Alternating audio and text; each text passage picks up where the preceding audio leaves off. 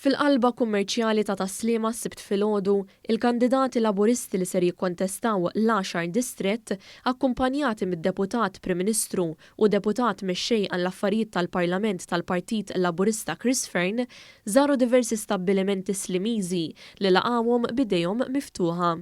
U mawrew il-gratitudni tagħhom lejn il-Gvern tal-li kien ta' spalla għalihom matul żmien ta' sfida u kriżi globali. Huma u jterqu toroq popolari ma' bosta, il-kandidati Laburisti ltaqgħu ma' diversi persuni li biħġarhom qasmu magħhom l-aktar mumenti li laqtuhom matul din il-kampanja elettorali pożittiva mill-Partit Laburista. Fost diversi miżuri li wettaq Gvern Laburista matul dawn is-snin, spikkaw kliem ta' tifħir għal ħidma li twettqet matul il-pandemija, b'mod partikolari fix-xiri tal-vaċċin.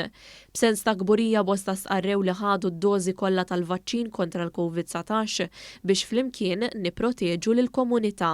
L-amministrazzjoni tal-Partit Laburista u l-kandidati flimkien komplew ixerdu l-messaġġ u l-għajta ewlenija ta' Malta flimkien.